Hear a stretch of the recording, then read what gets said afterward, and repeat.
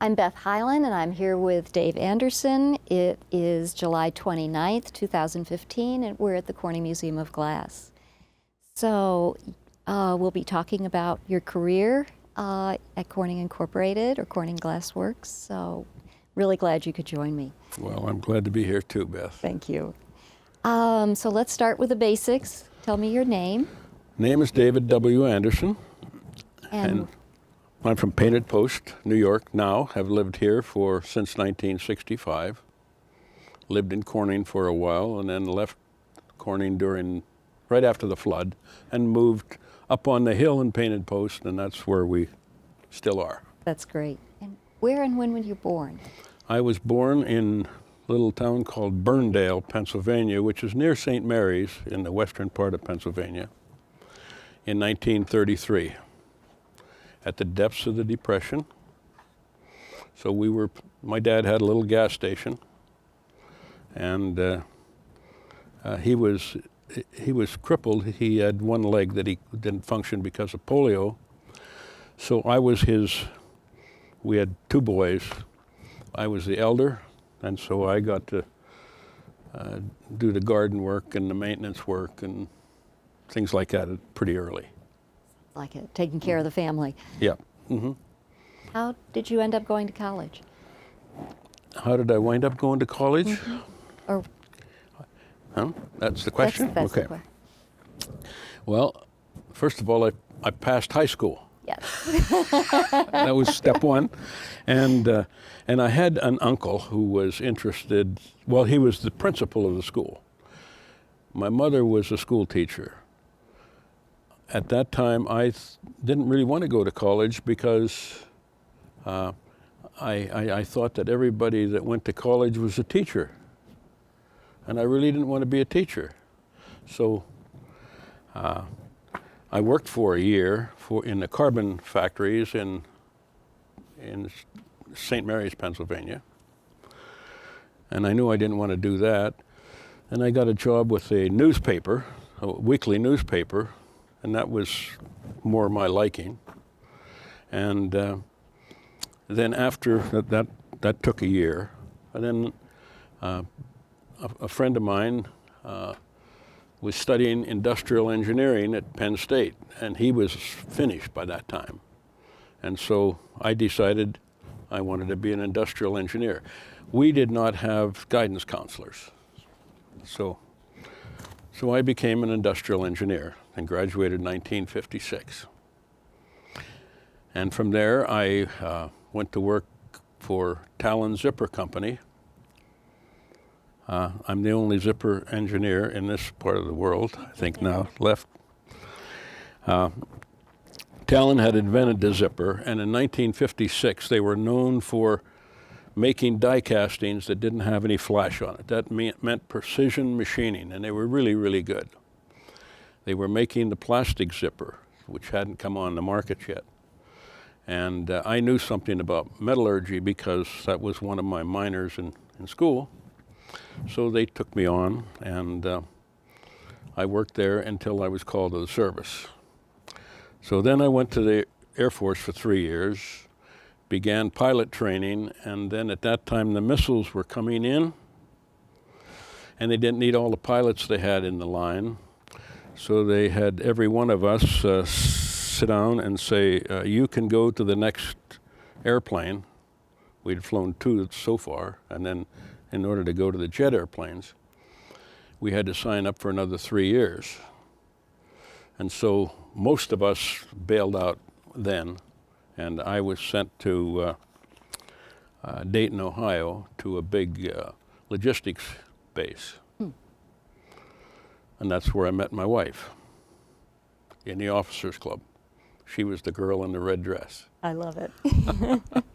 So we came out of there, and I knew I wanted to get a master's degree because at that time it looked like in order to get a decent job, you had to have a master's degree. So I went back to Penn State, and I was a teacher, elementary classes, worked my way through that. And when I was finished, I joined Kodak. in Rochester, New York, in their sheet film division. And they had too many engineers. They wouldn't let you know anything about the business. You could know a little bit about, just a little bit. I mean, they wouldn't tell you anything about the business or anything like that. So I didn't really warm up to that. And besides, I didn't want to spend my life in the dark rooms, because I was a time study guy mainly. You know, they had really good students around there, you know, but they had us doing very simple jobs. So I was doing time studies in the dark rooms. So they gave me a leave of absence, and I went back to Penn State, finished that master's degree, and then Talon Zipper wanted me back. So off I went to Talon Zipper Company. It was in the days when industry was not using computers. Governments were using big computers, and heck, one at the Air Force was big as that Pyrex exhibit out here. It was a big thing. And so Talon wanted to control their inventories better than they were doing at the time. They were having a heck of a time because they had a large product line, and let's say if purple was the seasonal color, then they made purple zippers. Okay, but what they didn't know is when to stop making purple zippers. So they hired me to try to figure out how to do this, and we got another guy from Penn State that came up, and we had studied inventory control and things like that. So that's what we did.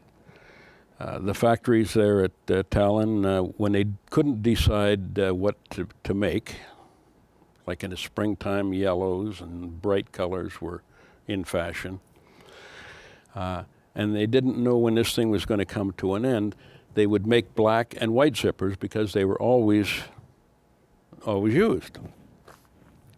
And anyhow, the zippers were, they had 4 or 5 years supply of black and white zippers of all kinds of things.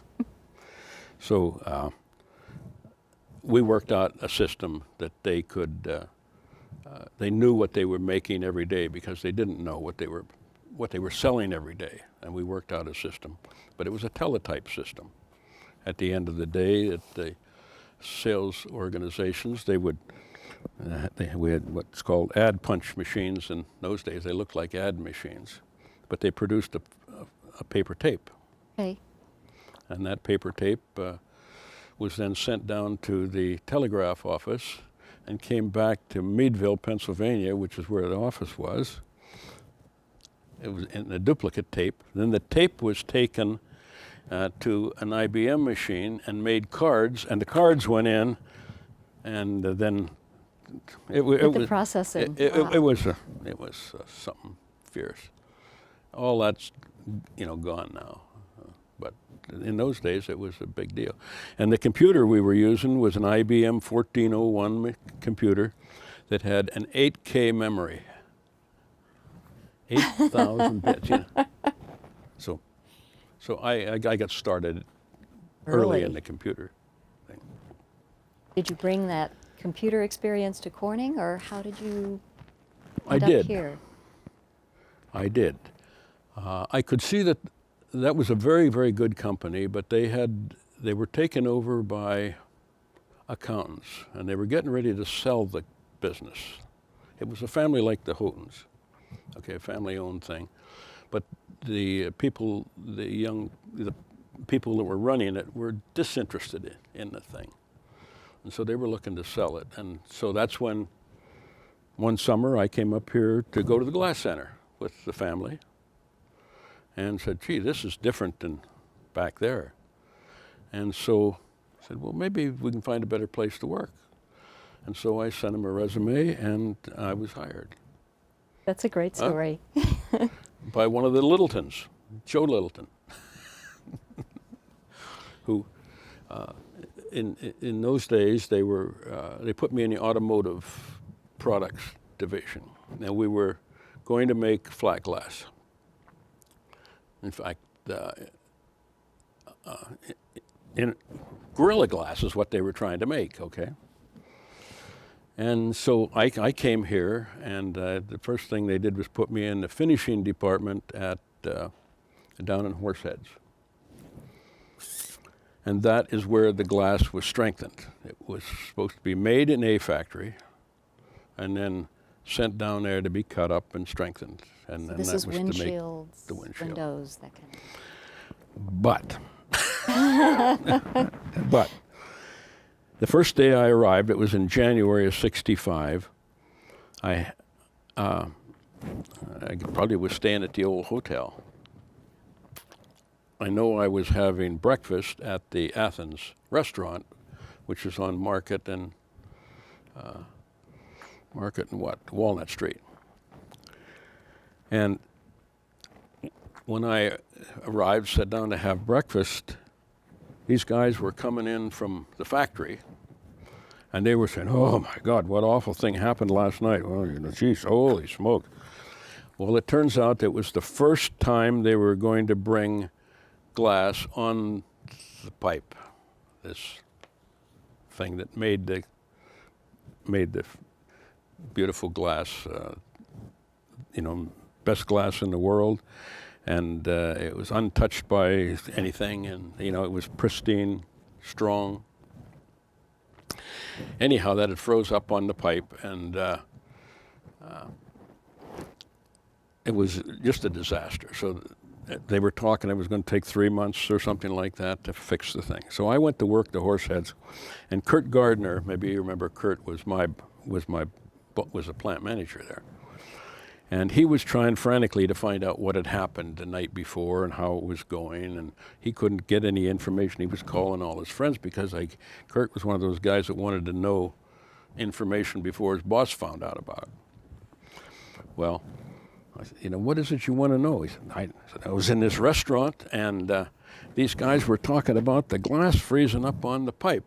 Oh my God. So that's how Kurt found out that we weren't going to have any glass in that plant for 3 months. So. Wow. In the meantime, they were making a different glass, sending it to Pittsburgh. Well, not Pittsburgh, Butler, Pennsylvania. Okay. And in Butler, Pennsylvania, there was a grinding and polishing operation. So the glass would leave a factory, be shipped to Butler, Pennsylvania, ground and polished, brought back to Horseheads, where it was cut and strengthened. And you know, they just couldn't make any money. Everything we made, we weren't selling windshields then. They were trying to sell them to Ford. But so then this other glass, as soon as the 3 months had gone by and they started getting glass again, by that time I was transferred back to A Factory and was part of that A Factory group in the process engineering group. So that was my introduction to hot glass. My friends had been telling me, the friends that I had made up till then, they said, "You got to get out of this thing. This isn't going no place. This is going no place. And you got to get out of this finishing side. You got to get into the real glass works. You got to get in where the hot glass is." You know, and by that here, I'm an industrial engineer. I know a lot about computers and inventory control and so forth. But if I were going to stay in Corning, I had to get into hot glass. So that's where I got. So that's the beginning. That's great. And where did you start at A Factory? I started in A Factory. There was an opening as I don't know that they should have put me in there, but I was an experienced supervisor by that time, because I had been either in industry or in the Air Force for about 10 years before that. So they gave me a job as a process engineering supervisor. Process engineers looked after the process, took measurements, took care of the glass composition, all of those kind of things. And then we had an engineering or a mechanical engineer Right now I can't think of his name, but Tony was very good. He had a manufacturing engineer, process engineer, and an equipment engineer. Wow. So I was in the process side This of was that. in the 60s? Pardon? This was 1960s? That was probably 1966 or 67, along in there when I got out of Chemung Finishing. So here was a big glass plant, okay, 1A tank, 2A tank, 4A tank, and 5A tank, and we made the Pyrex that you see out here. And the tanks were how big? Oh, they're big tanks, yeah. 1A tank was all handwork. Had a whole bunch of, I don't know how many, 6 or 7. No, I forget the name of the, ports, whatever they are, stations where they removed the glass from. And they would do real great big things, They would do a container that was that big around. They made what they called a blueprint cylinder. And it was that big around and probably that long, and they did those all by hand down there. It was a, if you didn't have anything to do, you go out there and watch those guys. That was really something. In the summer, and it was, but it was a fascinating thing. On 2A tank is where they were running the fusion glass or not running the fusion glass, depending on where they eventually. By the time Tom McAvoy got around here and got a hold of Tech Products Division, he shut it down. So we were out of that for a while. But on 4A tank is where they made Pyrex rolled glass. It was a sheet glass, and most of it was used. See those that fluorescent thing up there? Okay, the cover glass of that was Pyrex glass for the most part. Okay. And we had a big order to put the cover of the fluorescent lights in the World Trade Center buildings. And we made all of that. And we also made the building cladding of pyroceram, where we made the glass part. And if you want to see some of that now, on the John Ullman building downtown, we were making that. There was another division called Building Products, and we were going to do that kind of stuff, building cladding. And that was a machine that was rolling it, or Yeah, that was done by hand? Yeah, the glass came out of the furnace through a forehearth and was cooled. And then it came on to 2 rollers. Yep. Then it was pinched between these 2 rollers. The one on the bottom had a pattern on it. And then it went into a leer where it was tempered. And then it was cut at the other end and made into various kinds of products. We made it from, I think that was probably 3/8 of an inch thick. And we made glass on that thing that was 3 inches thick on that. So it took a lot of engineering, and it was hard to do. But we did all the glass for those twin towers, and we also made the glass for.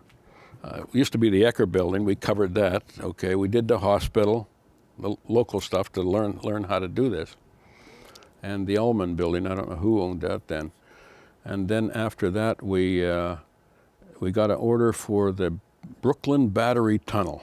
I've never been in it, but that thing is glazed on the inside with that glass. So we made all that stuff. That's a lot of glass. That was all. And then the last tank down there was 5A tank, and that was kind of a little world all by itself. One of the foremen there, I can't remember his name, we just got his 75-year pin down there. It was lots of activity. They were making, I think maybe they had 5 positions, and they made everything from baby bottles to measuring cups, cake dishes, and things there. And our guys, that was a little world. It was hard to break into. Forget their names now, but George Montopoli, who was on the city council here, was one of the foremen there. A guy named Uri Wheat, who was a quality guy, and these guys kept trying to push this stuff through your eye, you know. And he said, well, look at this measuring cup. When you pour the water runs down the side. We're not going to ship that stuff. And it was, but technical, hot, noisy, dirty. And our guys did a lot of temperature work there. And probably the best, you know, the thing we did while I was there, we worked on molds. Molds used to crack on the corners, and it's like the cake dishes. The molds would crack, and then they'd have to throw them out. They came in sets. You either had to start a new set and run it till it wouldn't run anymore, and then put up a new set. But they couldn't or wouldn't repair those things. But metallurgy had improved, and I knew metallurgy had improved, and we had a good metallurgy department. And the guys down in where they were making the Corning wire in Martinsburg, they were repairing their molds. So we had a role in getting our guys to get down there and see that it did work, because you know their history said it doesn't work. But once those guys down in Martinsburg, glasses were hotter, and cycle time, you know, a cycle of those things caused them to crack. But we learned to repair those things. So that was probably my biggest contribution to A Factory. That's great. And let's see. You mentioned spinning hemispheres. What are those? Well, after A Factory, and when was it? Probably Oh, you're 68 or something like that. 71 here, I guess. 1971. BNC Factory. I'm an A Factory, okay? A Factory had a batch house, and it was a separate factory. Plant manager, engineer, you know, and a duplicate management over in BNC Factory, which was on the west end of the thing. The buildings all joined together. So they decided to join those under one plant manager and one process, one engineer, one process, and I was lucky that they let the other guy go and kept me. So, BNC Factory was an absolutely fascinating place with fascinating people, and I was thinking about who were those guys, Tommy Tuttle comes to mind. He could just do anything. He was a foreman, but they could figure out how to do things. Frank Klein, who's still living, was the glass technologist. Harry Tiglio, who had a terrible stutter, but he was a bright guy and he was a melt foreman. Good guy. Teach you anything you want to know. All you have to do is say, "What's that about?" And Harry'd stick your head in it. And these were wonderful guys, and they made everything. They made little wee marbles, thousands, millions of marbles, and they were used in the oil fields to frack. It was part of the fracking thing way back then. And the largest thing they made were these hemispheres. They were used under the ocean. They put instruments on it. They were trying to learn it was a government thing. Sure. And I'm going to say they were that big in diameter, a big thing, and they were about that thick. And they put them down the bottom of the ocean. But these things were spun there in BNC Factory, hot glass, and they'd spin to make the hemispheres. And then they'd weld them together. And those guys, they just had all kind of guys. Centrifugal force? Centrifugal force to make the hemispheres. Yep. But to make the sphere, they had to weld it together on a lathe. And guys like Warren Benjamin, Tommy Tuttle, all those guys, and they had the only furnace that was it was a pot furnace. And that was still operating there. I think we called it 2B tank, I think it was. But they had all kind of furnaces there. They had the pot furnaces. They had big regenerative furnaces. They had CU furnaces, which your dad knew a lot about. And they had the furnace that made all of the tubing. Oh. So every process that Corning had at that time, hot glass, was happening It's right there. there. And almost every finishing operation that they had, they were doing in BNC Factory. So what a school that was. It was great.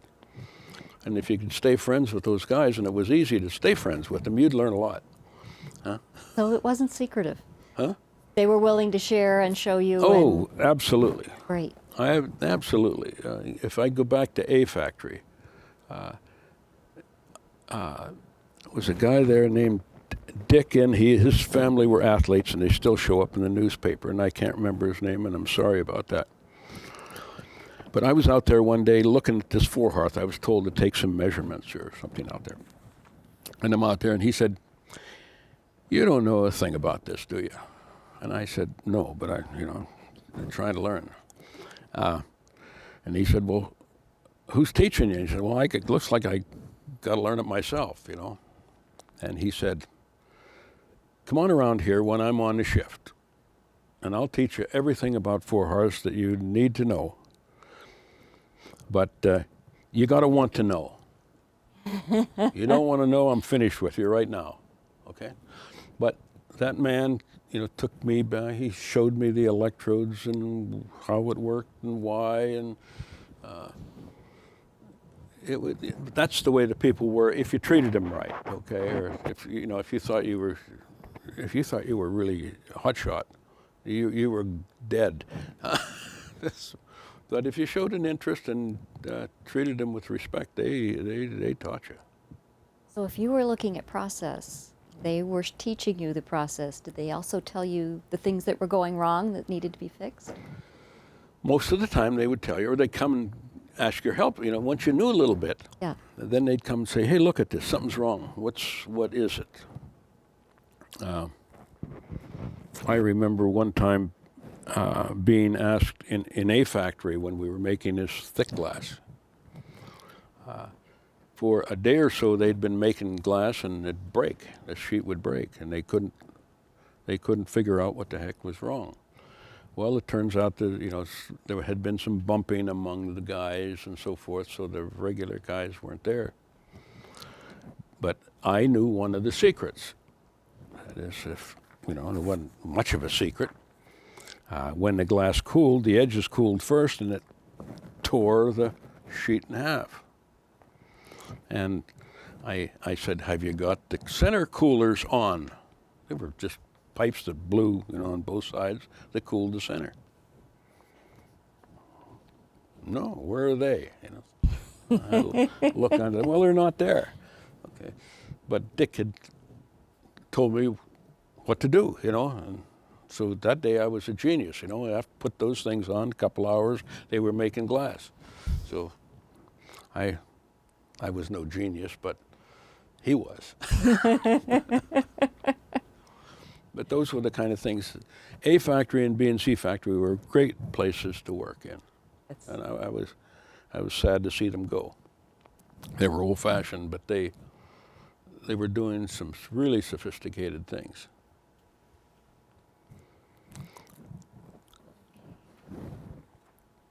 So that was just before the flood that the factories were merged. Mm-hmm.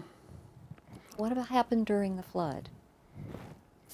Well, Is that something you want to get into? Yeah, I can get into that. Let me see. I had gone from BNC Factory, or A Factory, BNC Factory, into a thing called CERCOR. I guess it's CERCOR now, but it wasn't. It was CERCOR. We were making large regenerators to put in engines. They were making a ceramic engine. Ford was. It was a big project of theirs, and it didn't work. And I worked on that for maybe a year and a half as a production superintendent. And we had that whole thing out in Irwin. But it didn't work. Ford did shut the thing down. And I had gotten the best guys we could get to come with me out there to the BNC Factory guys. So we were starting to make those things, and then Ford shut the thing down, so that was the end of that. So I was invited to come to melting technology on in a staff job.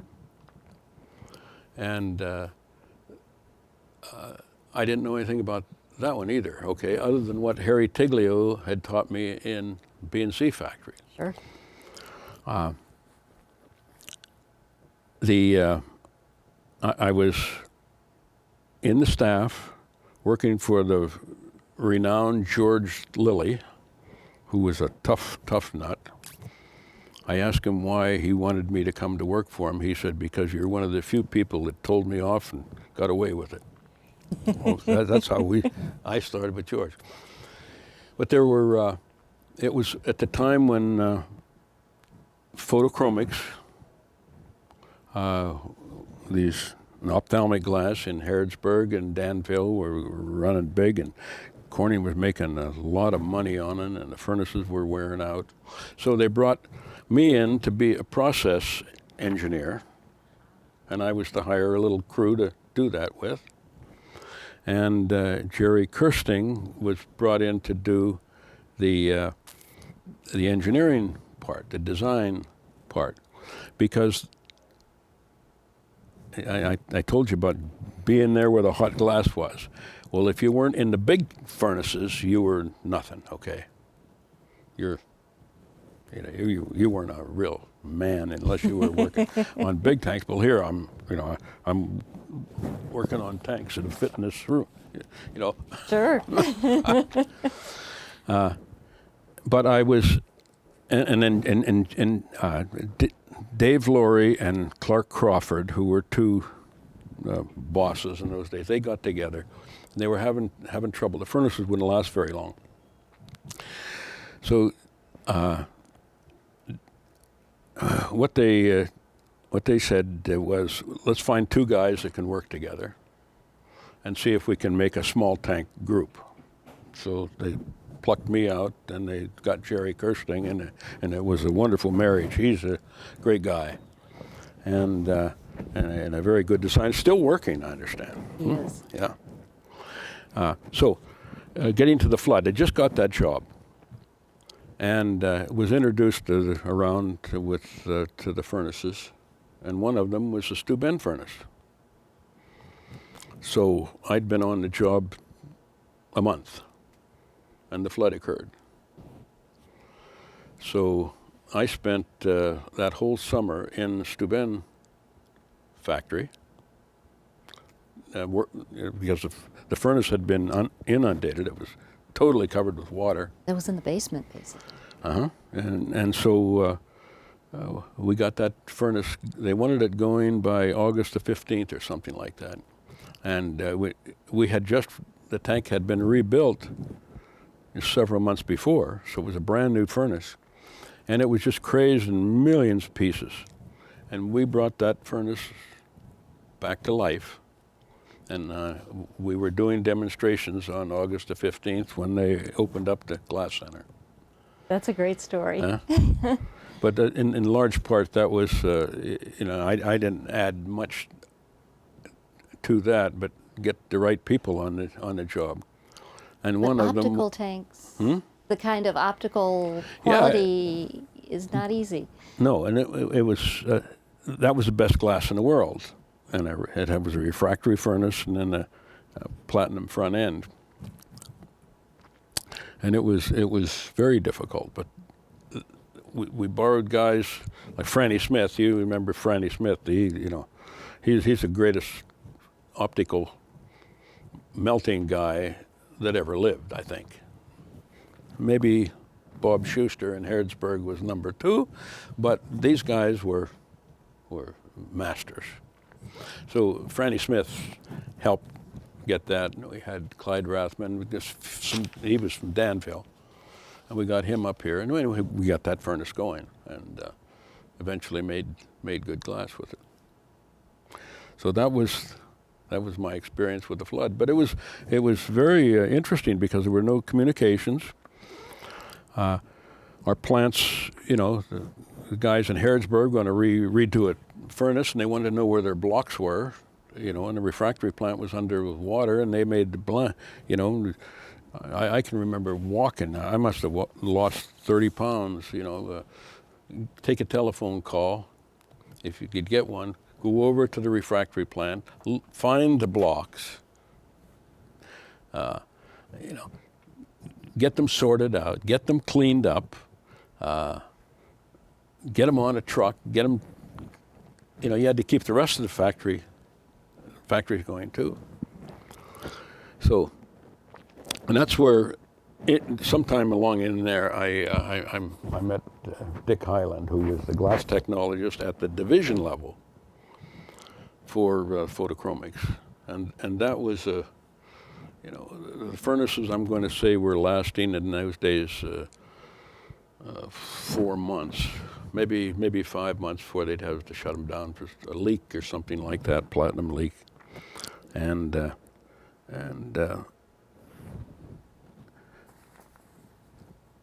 I lost my train of thought here.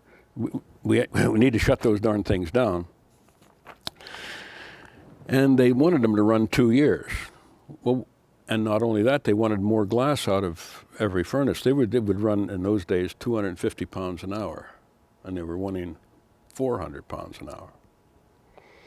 And they wanted them to last longer. And we did that over a period of probably 4 or 5 years. We had, got some metallurgists in it, guys like Git Carr and Don Peters and Lee Adelsberg and those guys. The metallurgists had a lot to do with that platinum, and you're going back to the suppliers and making it better, and better designs and supporting it better, and it was and better electrodes, and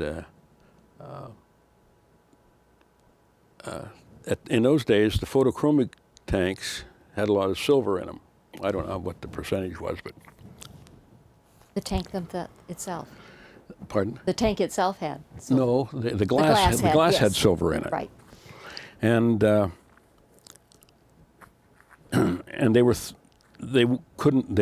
cold crown melted. Okay, the hot part of the furnace, the refractory part of the furnace, you started it and got it hot with gas, okay, and then you shut the gas off, and then you just threw the batch in on top of it. So they called it cold crown, but it was, just a batch laying on top. Interesting. And then, the little bubbles, every now and then a bubble would break and some vapor would come off. But it was called cold crown melting, which is different than those big tank guys. They couldn't do that, but it was required because the volatiles that were in the batch would leave if you didn't have something to stop that. But they were having problems. They were throwing all their cullet away because you can't melt cold crown with cullet. That was the standard of that day. And hey, we got to use the cullet, we have to figure out how to use cullet. Well, the old guys, I say the old guys, George Lilly, I told him we were going to figure out a way to do this, and he said, you can't do it. And I said, well, George, we're going to do it. And he said, well, when you fail, don't come crying to me, he said, because I'm not going to support you and you're going to be out of work. That's the way George was. But we talked them in, first of all, to grind the cullet up real fine and put it in there. But then they said, oh, gosh, controlling the composition is going to be impossible because that cullet was made a week ago, and composition's a little different now. And then there was a guy in Harrodsburg. Your dad, Dick Hyland, knew him well, and he'd say, let's get Clyde working on this thing. Clyde Story. Did you ever meet Clyde Story? Absolutely. He was from Harlan County, Kentucky. A rough kind of a guy, but a brilliant man, huh? He was. And we got him working on it, and he could think like glass. He would say, I'd say, how do you know? Where do you get these ideas? He said, well, I think I'm a molecule of glass, and I'm in the pre-melt, and I'm, and then I'm coming down and I'm going through a stir, and I'm, But that's the way Clyde thought. So he figured out how to do it. He said, let's do this, okay? Let's throw a half a dozen blanks in there every hour. And the theory was, you throw a big piece of glass like that, then very soon the hot glass beneath it is going to be able to see out through there and radiate the heat, and we'll lose control of this furnace. Clyde said no. And we threw 5 or 6 of them in there. Nothing happened. Nothing happened, okay? And we looked to see if we had a bauble in the composition or anything like that. No. Well, let's throw a dozen in. But we weren't telling anybody, we were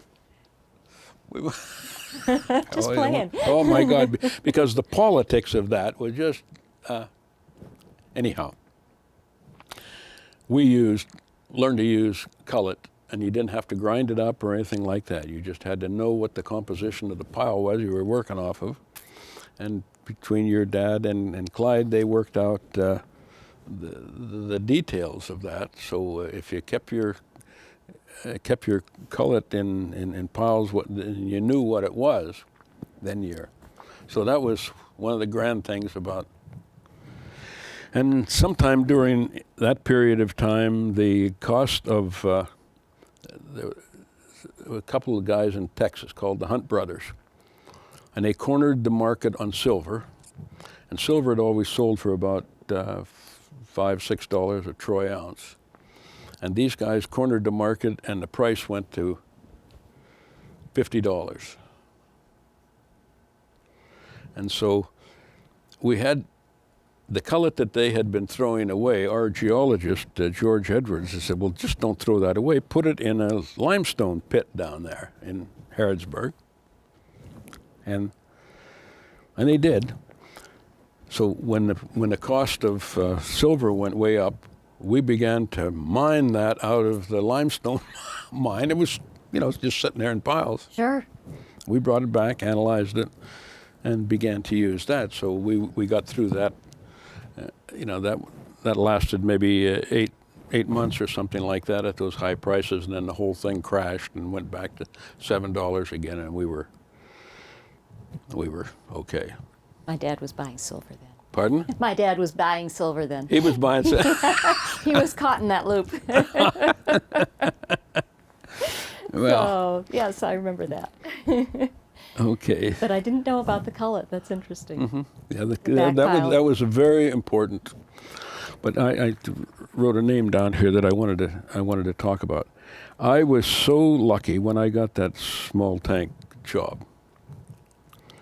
My next door neighbor was Charlie DeVoe, and you'll see Charlie's picture in the technical side. Charlie DeVoe is the guy that invented the CU melter.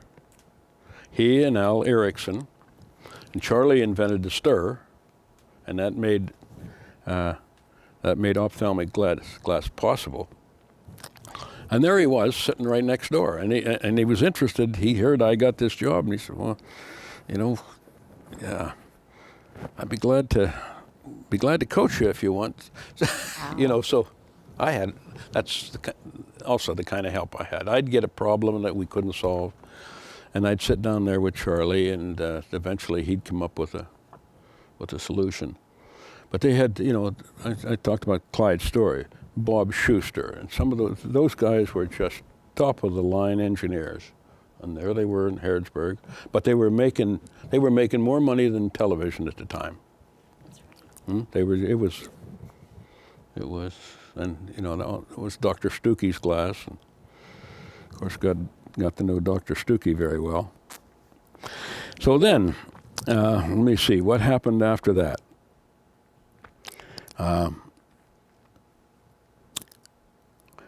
George Lilly and I managed to part. He retired, and we parted friends. He was really a gruff old man on the outside, but he was really a nice guy. But he brought me, he recommended that I come in when George retired. Jack Kearney became the boss of the overall melting, and they moved me into the big tank. So I'd finally made the big tank thing, and you know, that was television and all. You know, we had lots and lots of tanks all over the world, and so George had told me to get a passport, which I did. But I'd already had a little experience because, you know, what did we call it in those days? Technology transfer. It was.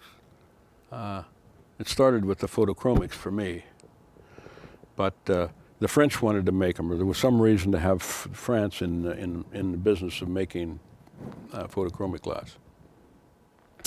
So we went over there and got them started, and then I think I didn't, but we sent Bob Schuster and Fran Smith down to Brazil, and they took. So now you were not only making it in Harrodsburg, you're making it in France. So I got to know the French guys pretty well. Got to know the Brazilians. The French were wonderful to work with. How was it different working in the plant in France? Well, how was France different than here? Mm-hmm. Culturally, were there differences in how people worked, or when they worked, or? Well, yeah, they had strikes every. The workers would announce a strike. We're going to have a strike next Thursday, and then plant managers say, "Well, why do you have to have a strike on next Thursday?" Well, that's it. We got to have a strike. We've been too long without a strike. Okay. Well, what time is it going to be? Well, they said we're going to do it from 2 o'clock in the afternoon till 6 o'clock in the afternoon.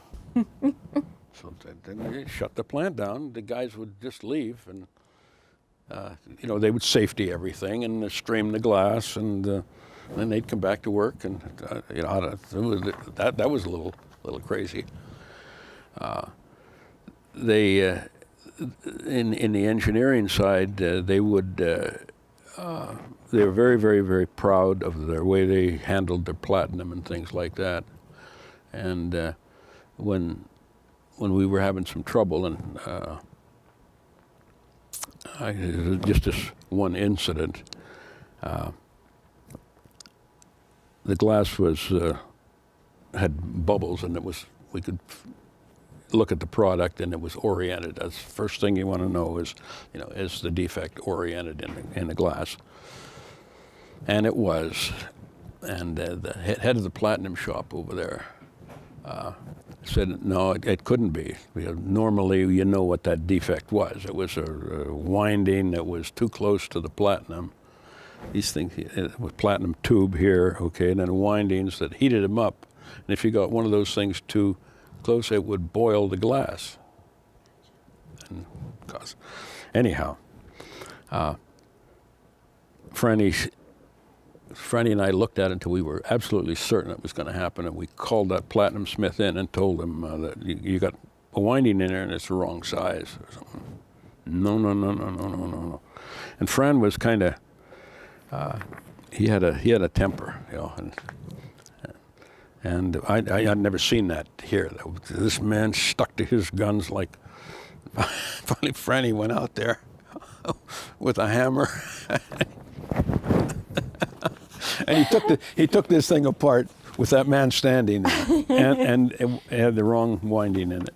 Okay, so I thought perhaps it would be the end of the Franco-American relations that night, but it wasn't. They were very good engineers. They were trained different than us.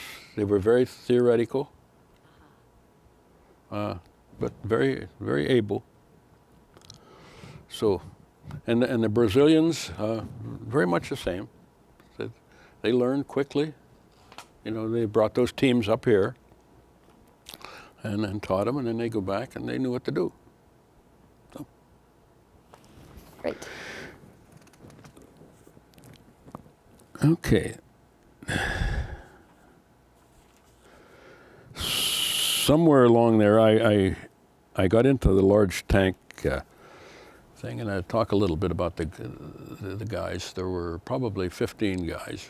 They were mostly, I'm going to say 5 of them were engineering types, and 10 of them came up through the, you know, came out of high school, went to work, learned all they could, and those were the guys that we had that were our troubleshooters. And they knew what they were doing, but there were always these conflicts between the young guys who were more theoretical and you know, accepting that, you know, you could figure out something by calculating it was, you know. So these guys would go all over the world for you. You know, they were having a trouble in Brazil. You know, they need somebody down there tomorrow as soon as you can get there. You know, I'd have to pick one of them, and that was it. You know, but they weren't going to volunteer. But we had a plant in India that would have trouble. But when it came to going to India, nobody would volunteer, and they'd say, "No, I'm not going," and I'd have to force them to go, because when guys went to India, they always came back sick. They were just you know, the water and things like that, where food got to them, because they might have to stay a couple of weeks, and there was only one guy out of that crew that was tough enough to, but he was kind of like a show-off guy. He was tougher than the rest of them. And he was senior too, you know. He was, but he liked to be the person that everybody looked up to, and in India they did, and so that, you know, he got his jollies by being the top guy there. But even he would come back sick.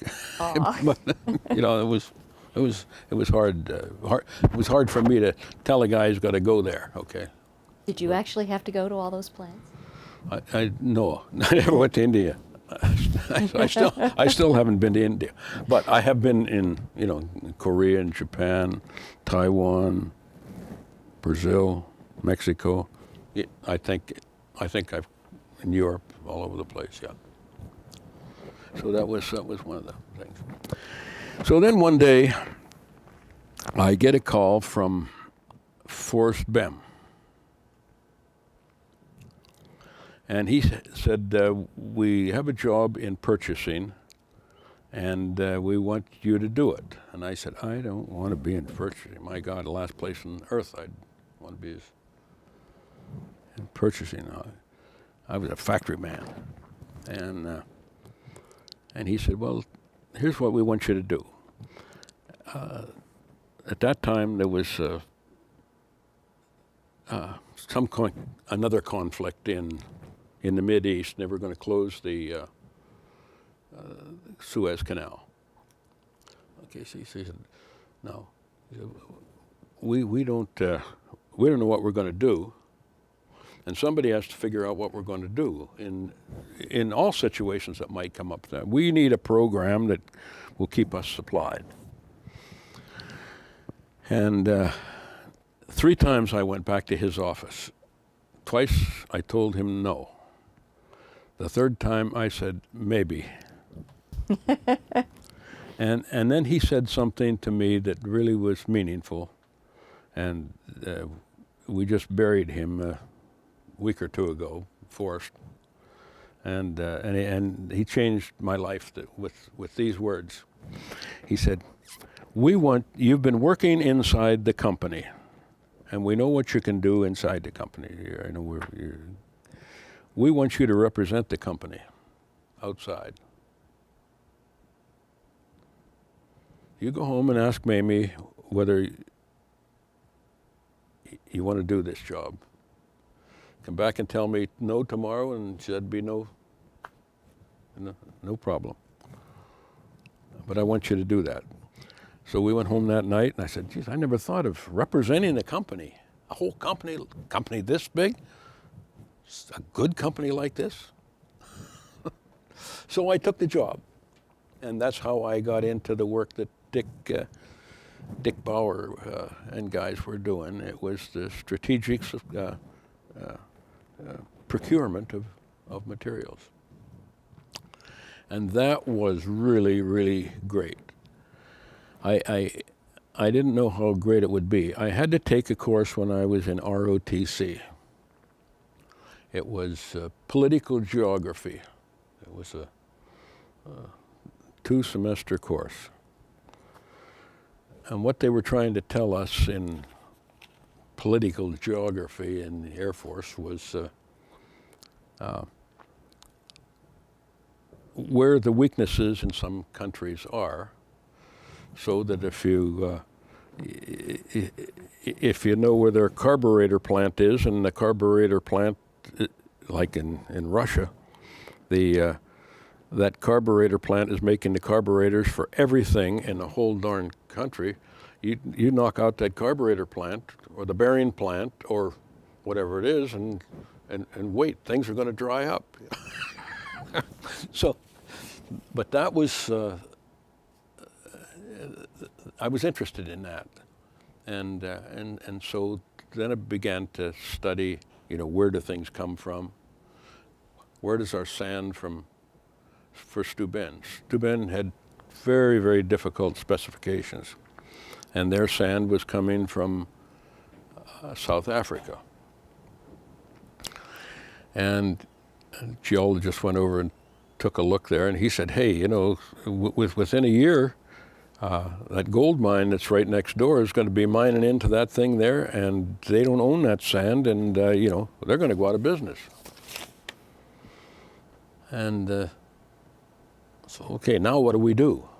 Okay, so you start hunting around the world to find out how we can make pure sand out of dirty sand. That's what we did. Huh.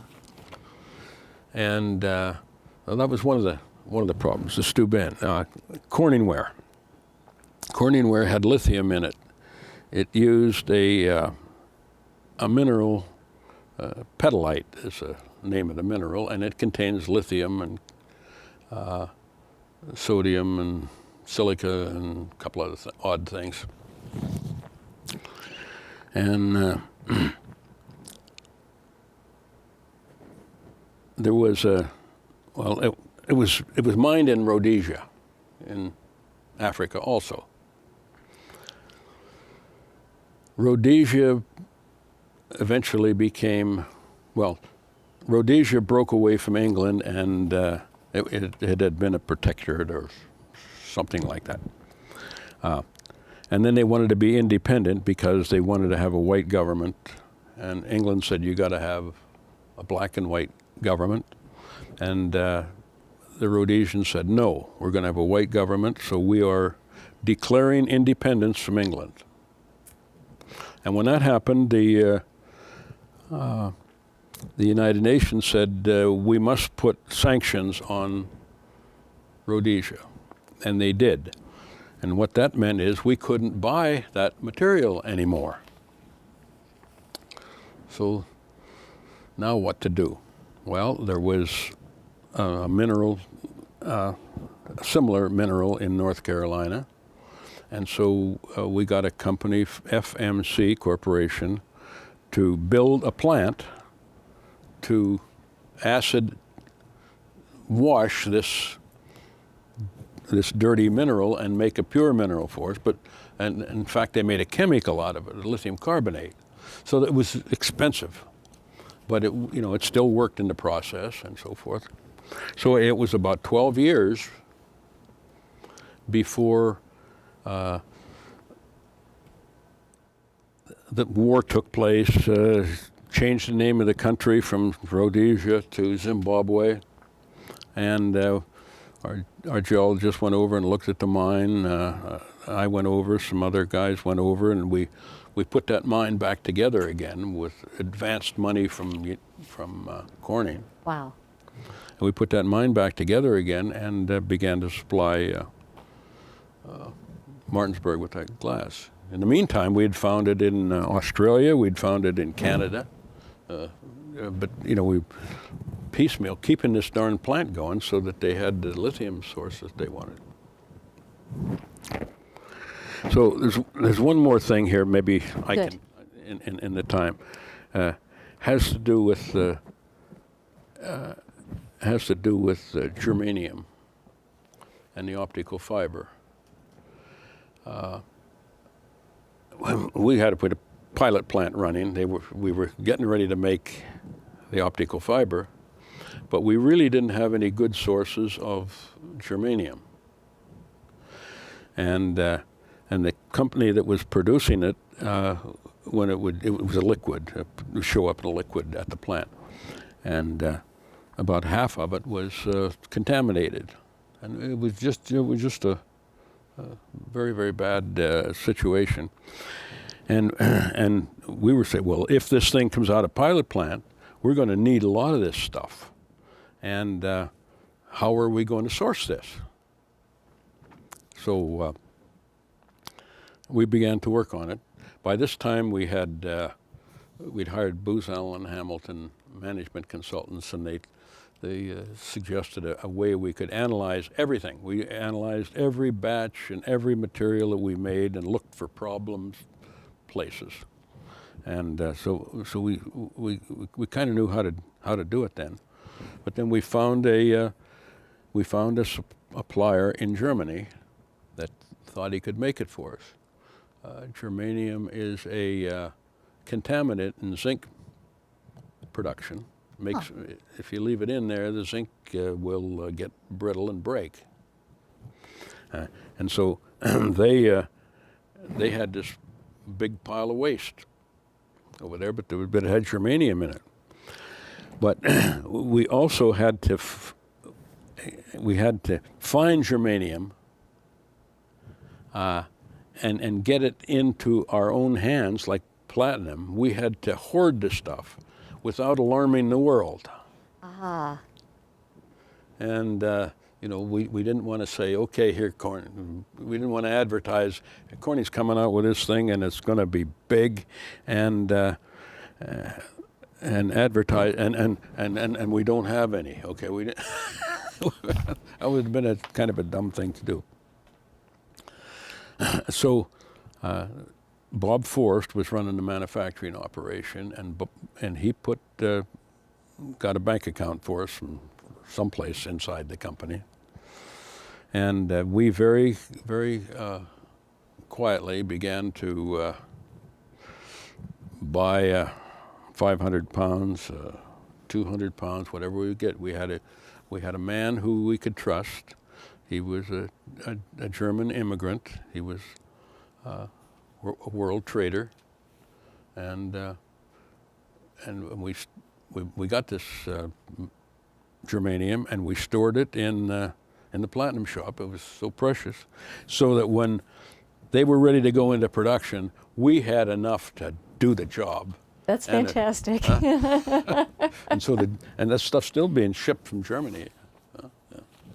So that was a fun job. Lots of problem solving all the way along. Oh yeah, Yeah, yeah. It's and it was a absolutely great career, and I know I've missed an awful lot of things, like the advent of the Vermel furnaces. When I was a large tank guy, we had the first one put into production. The vertical melters were really hard to understand and get working, but eventually did it. But it was a great career, and it ended with me being director of purchasing for a couple of years, and then I went back to engineering and finished my career then. But I really liked that strategic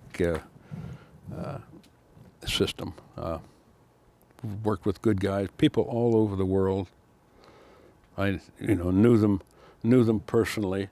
There was in the television panel there was the strontium, and strontium blocked beta rays or alpha rays or something like that. When they got the color television, you needed this so that you'd be safe out in front of this thing. And so there were 3 guys who produced strontium in the world. And we'd go to mineral meetings and we'd see these guys huddled together. They were trying to set prices, probably, what they were doing. But they were named, we called them the 3 Bs. There was Boehringer, Rudy Boehringer, who had a mine in Mexico. Hell Bruno, how do you like a name like that? First name, Hell Bruno, he was in Spain. And a man named Bozbag from Turkey. So you had Spain, Turkey, and Mexico. And these guys colluded to control the world's market. It was kind of fun. They were all. So that's, where are we? We're pretty well. Just about finished. Just any other stories that you just want to? Well, let me see. I mean, we can always schedule another session. Oh, I had some things on my list here. Let's see. The removal of asbestos from, everything used to be asbestos gloves, asbestos this, asbestos insulation, and that was quite a story. We talked Corel, making that thing work was something. I bet. Yeah, and if you get a hold of Bob Gibbs. Bob Gibbs was right there when that was being done. He and Bob Gibbs. Why can't I think of the man's name that invented the whole process? But Bob was his melting guy. Well, it sounds like you really loved everything you did, and you had a lot of different places and. Yeah, a lot of different places, but good people. I mean, Corning was filled with good people. It was, if you got sick someplace, okay, somebody take care of you. I spent, I don't know how much time I spent in Harrodsburg and Danville, Virginia, and things like that. And, you were a guest in people's homes. It was, and you could get sick out there. John Copley and I were in Brazil once, and John was sick. He had Montezuma's revenge, I guess, in Brazil, and he'd used up. They gave us little pills. It was they had maybe several stages of this thing, and you got down to the last one, you were in trouble. John was in trouble, and he'd used up his last his last pill. But it was my duty to give him my last pill. We got him home okay. But they looked after each other that way. There were we never had a serious accident. You were very, very, very careful. There were tanks exploded, tanks leaked, tanks. There were Christmas dinners that got interrupted because there was a problem in Central Falls, and the airplane is taking off at 5:30. You're supposed to be on it, okay? Then you just did it, okay? That's right. I had an opportunity to talk to Amo here a short while ago. I had dinner with him, and we were talking about that. He likes to say, "Oh, they're just wonderful people," and they just wanted to work and they wanted to help. They wanted to help because of the Houghton family and the way they treated people. And I told Amo, I remember, he was only had seen him on the stage, but it was we were having a soundings event downtown, okay, and Sunday morning that street was looked awful, and they asked for volunteers to get down, and I went down, and here was Amo. He had on a pair of gloves. I say they were what a dog sled guy would have, great big fur gloves, And the guys would sweep this stuff into a pile, and Amo would come and he'd pick this thing up and he'd put it in a plastic container, and he stayed worked with us for an hour and a half or so. But just one of the guys, and the way they treated us with loans after the flood. Our house was flooded. He showed up, and the man said, "How much money are you going to need?" You told him, and you didn't have to pay it back. You could pay it back if you wanted. You didn't have to. It was a interest-free loan. How can you not work for folks like that? Huh? So it was a great time. Out of time. This has been really wonderful. Thank you so much. You're welcome. Thanks for inviting me. Great.